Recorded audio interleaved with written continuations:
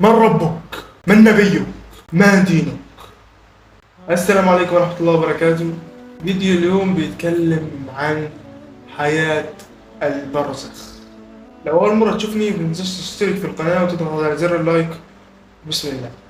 أول حاجة طبعا وهي خروج الروح. أول حاجة في فرق ما بين خروج روح الإنسان المؤمن أو الصالح والإنسان الطالح أو اللي هو الفاسد.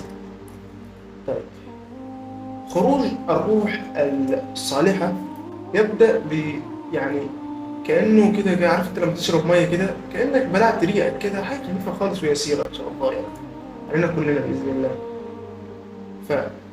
فتخرج بقى تصعد بقى إلى السماء ويحملها الملائكة لابسين أبيض كده وجمال أوي كده، ويطلع بيك للسماء الدنيا وتفتح لك بقى أبواب السماء وتعدي. قال لك يعني ارجعي أيتها النفس المطمئنة إلى ربك راضية مرضية ادخلي في عبادي ادخلي في جنتي. يا الله، يا رب نكون منهم بإذن الله. ولكن بقى على الصعيد الآخر، إذا كنت نفس الفاسدين ضالين، خروج الروح بقى بيبقى حاجة تانية خالص وأصعب بكتير قوي. عارف انت كده في شجر في المزارع كده اسمه لو الليق كده او حاجه يعني فيها شوك عامه يعني. تخيل انا ادخل الشجره دياتي ادخلها من بقك كده ادخلها بقى وتدخل بقى في كل حته في جسمك بقى، في كل جوارحك كده، في صوابعك وفي ايديك وفي عروقك، ومره واحده بقى واقوم ساحبها. تخيل انت القوه والتمزق بقى بتاع الاوعيه، وانت اللي قدامك ما بيشوفش الكلام ده، بس هو ده واقع. انت بتحس ان انت بتحصل لك، انت بتحس بده كده. تطلع الروح اول ما تشوفها بقى ملائكه غلاظ لابسين اسود وشوشهم عابسه وغلاظ، خزائن جهنم والعياذ بالله. وتخرج هذه النفس الى ان تصل الى السماء الاولى ويقال لها ايه الريحه المعفنه دي؟ مين ده؟ قال له فلان. يقال له لا اهلا ولا سهلا، نفس خرجت لرب غضبان والعياذ بالله. فترمى بقى، تترمي النفس ديت. تخيل انت من السما كده، من مثلا ارتفاع بقى، شوف السما دي اخرها فين بقى، السما الاولى بقى، وترمى الى القبر والعياذ بالله. يعني ربنا يجعلنا من الصنف الاول اللي هو صنف النفوس الطيبه. فتنزل هذه النفس الخبيثه الى القبر، وبرضه النفس الطيبه تنزل بقى للقبر بقى، الملائكه بقى حاطينها بقى ويحطوه في جسده بقى، وبعد كده ينزل في القبر. هو بقى بينزل القبر، بتبدأ بقى حياته حياة البرزخ. تيجي أول حاجة بقى طبعا مرحلة السؤال، وربنا يثبتنا عند السؤال. طبعا بتفرق بقى من نفس النفس ومن كل حاجة لحاجة. يجي بقى للسؤال للإنسان المؤمن الذي امتلأ قلبه بالإيمان، يا رب اجعلنا منه يا رب. فيجي بقى يتسأل من ربك؟ فيقول ربي الله. ويتسأل بقى من نبيك؟ فيقول نبي محمد عليه الصلاة والسلام. فيقول ما دينك؟ فيقول دين الإسلام. يا الله، ربنا يجعلنا بإذن الله. يعني رواية عن أحد الصحابة تقريبا، أحد السلف، سيدنا عمر بن الخطاب لما مات. طبعا فأحد يعني الصالحين خاف على سيدنا عمر من السؤال يعني وكده، ولكن خاف على مين؟ فقيل بأن عمر لما جه يتحاسب، يعني لما يتسأل، هو اللي سأل الملكين قال من ربكما؟ يا الله، صراحة الصحابة دول حاجة تانية خالص يعني. فالنفس بقى للأسف اللي ممكن مثلا تكون أعمالها كانتش قد كده شوية يعني، فيتسأل من ربك؟ يتلعب تقول ربي الله. من نبيك؟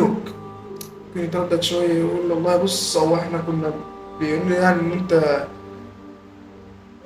نبينا كده سمعت عنه من المساجد يعني اسمه محمد. ما دينك؟ فيقول ديني والله انا ما كنت مكتوب في بطاقة مسلم. مش هينفع كده، عايزين ايمان في القلوب. طبعا بتفرق لما تيجي تتسأل حتى وانت مؤمن، الفتن موجودة معاك لغاية آخر لحظة. ممكن تيجي تسير في القبر من ربك، حتى انت مؤمن قوي جدا يعني، بس هو الملك ذات نفسه بيسألك بقوة من ربك. عارف اللي هو مثلا مثلا زرار الاشتراك مثلا احمر ولا اخضر، يقول لك هو احمر، فتقول له ايوه احمر، فانا عليك السؤال بقى بقوه اكتر، هو احمر، فتقول له ايوه احمر، يقول لك هو احمر، لدرجه ان انت زي نفسك كده بتحس ان انت في حاجه غلط، فتبقى عايز تغير رايك او حاجه. لكن بقى الاصل ان قلبك يكون ممتلئ بالايمان عشان تقدر تجاوب على السؤال يعني اهم سؤال ممكن تساله في حياتك. وقال ان هم اكتر من ثلاثه، يعني في منهم من قال ان هو العلماء يعني ان هو في ما أين ربك فيقول في السماء، وما أركان ما هي الشهادة فقل لا إله إلا الله، وأركانها النفي والإثبات اللي هي لا إله إلا الله، أو أي معناها أصلا هي إن هي لا معبود بحق سوى الله. في اختلاف كتير في الحاجات ديات يعني، ولكن أهم حاجة إن قلبك يكون ممتلئ بالإيمان علشان تقدر أصلا تثبت. اللهم ثبتنا عند السؤال وسددنا يا رب. فلما يجاوب بقى صح بقى يبدأ بقى يشوف بقى عمله الصالح على هيئة كده شخص جميل جدا، وشوف بقى مقعده في الجنة. الله، ربنا يجعل مقعدنا في الجنة إلى جوار رسول الله. اللهم صل وسلم وبارك على سيدنا محمد، صلوا على النبي.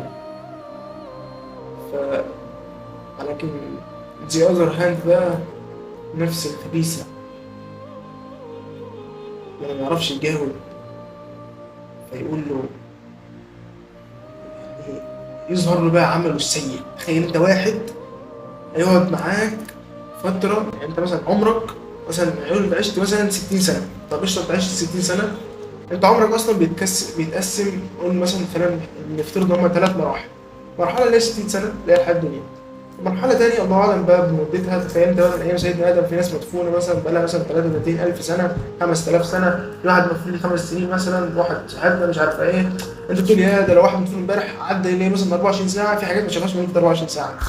عارف اللي هو مش عارف يعني إيه دي مدة. فأنت يعني هي الحياة الدنيا دي هي أحقر واحدة فيهم، 60 سنة مثلا، هي آلاف من السنين. بعد كده بقى يوم بمقدار 50,000 سنة اللي هو يوم القيامة. طب انت تيجي تحسبها هل هي مستاهله؟ وانا مش بقول كده ان انا مثلا انا فاهم معناها او حاجه، ولكن واحد بيحاول يعني، والله المستعان. فاحنا محتاجين نراجع مع نفسنا ونقف بجد، هل مستاهله الحياه الدنيا ديت ولا لا؟ فيجي بقى بعد كده اللي هو الشخص الفاسد يشوف بقى عمله دواتي، واحد بقى كريه يقعد معاه المده كلها بتاعت عذاب القبر، ياتي بقى واحد كده معفن ووشه استغفر الله العظيم بقى ومش عارفه ايه، وعمل بقى البنت اللي كانتش تلبس حجاب بقى مش عارفه ايه. شوف بقى واحده بقى شعرها محروق بقى وبتاع شعرها عارف انت التعبين دياتي ومش عارفه ايه، يا اختي لبست حجاب. ولا الراجل بقى اللي مش عارف كان بيلبس بنطلونات مقطعه، بقى واحد رجله مسلوخه خالص معاه مش عارفه ايه. لكن نراجع نفسنا بجد، ويجي بقى انت مش عارف بقى ايه اللي يحصل معاك. الله المستعان. يجي بقى للأسف يشوف حفرة من حفر النار والعياذ بالله.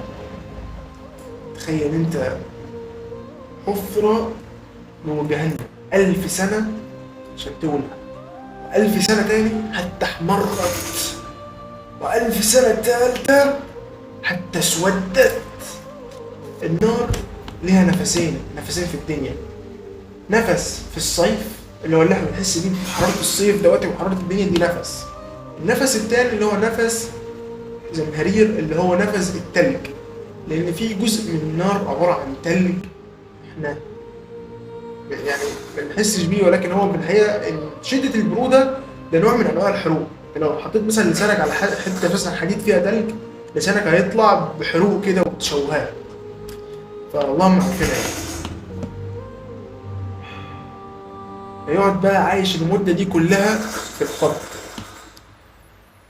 عذاب بقى يا إما نعيم روضة من رياض الجنة. معلش كده، هي ايه اصلا فكره عذاب القبر، او ايه فكره الابتلاءات في الدنيا، او ايه فكره النار والجنه والكلام ده؟ بص انا عايز اقول لك على حاجه بمثال صغير جدا جدا جدا. انا دلوقتي عندي ايدي وسخه، اخش اغسلها مثلا بشويه ميه على حسب درجه الميه يعني، فاهم انت؟ اللي هو شغلت الميه قشطه خلاص ايدي نطفت. طب لو افرض ايدي مثلا وحشه جدا جدا جدا، طب خلاص بقى اشد الميه اكتر، استخدم صابون اكتر.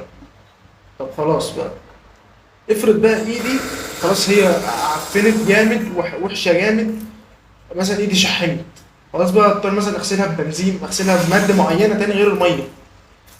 هي دي نفس المساله. انا دلوقتي اعمالك بقى للاسف ممكن تكون كانت وحشه، فانا بقى ربنا من رحمته، شوف هو من رحمته بيحاول بقى يطهرك. فانت اللي هو مثلا بيديك ابتلاءات في الدنيا عشان ترجع له، وعذاب القبر ايدك بقى وسخه اكتر. نفس المثال، محتاج بقى تزود الميه شويه، ففي عذاب قبر عشان ربنا يحاول يصفيك من الذنوب بتاعتك والمعاصي عشان يدخلك الجنه. ربنا كريم قوي والله، بس مع ان هو غني عننا، بس هو بيفرح ان هو عبد فرحان وكده. ما اكرمك يا ربي وما عبدناك حق عبادتك. فيجي بقى بعد كده لو ما اتطهرش كويس بقى من عذاب القبر، خلاص تدخل بقى معلم النار. مفيش، لا مفيش خالص. محتاجين بجد ننظف نفسنا ديات ونجاهد. هو المسألة مسألة جهاد، إن أنت تحاول تروض نفسك ده فعليا جهاد. في سلسلة اتكلمنا فيها عن حرب الشهوات، لو ما سمعتهاش هحط لكم اللينك بتاعها في صندوق الوصف. طيب، تنتهي بقى حياة البرزخ وتبدأ أول لحظة اللي هي الخروج من القبر. في صعقتين طبعا، صعقة اللي هي في الدنيا اللي هي ينفخ في الصور، اللي هي النفخة الأولى فيموت كل أهل الأرض. بعد كده النفخة الثانية اللي هي الصعقة الثانية فيستيقظ كل بقى، يعني كل بقى يصحى. وأول من يصحى هو سيدنا محمد، يخرج بقى من قبره.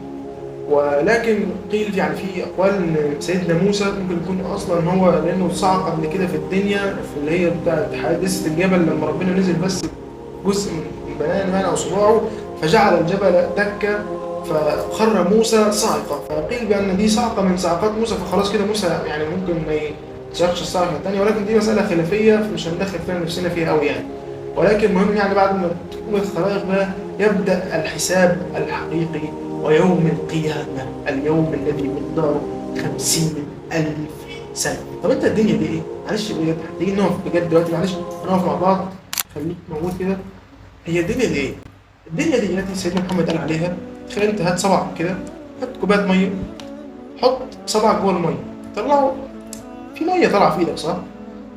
يعني كده ذرات خفيفه. تخيل انت الميه، كل الميه في الدنيا، كل الميه اللي في الدنيا، تخيل بقول لك ايه، كل الميه اللي في الدنيا. طيب بالنسبه لي الشويه اللي في ايدك دول ايه؟ ولا حاجه، إيه؟ بس يعني حاجه مش حتى مش محصله تراب.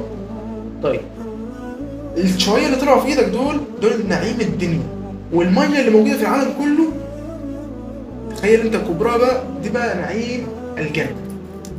فمعلش هي مش مستاهله ان احنا نضحي عشان خاطر شويه طالعين في صباعك دول بالبحار والمحيطات والانهار، مش مستاهله. واحنا محتاجين بس نجاهد ونصبر، على الاقل لو ما وصلناش نموت واحنا على الطريق. الله المستعان. ده كان فيديو النهارده.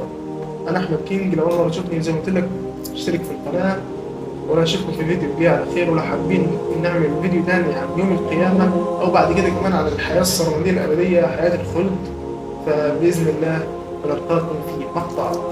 كالغيث كن املا وجد من دون مقياس، سقيا الجمال تبثها لتطيب أنفاس. طمن قلوب الناس أن الناس للناس، كالغيث كن سببا لتحيي قلب إنسان.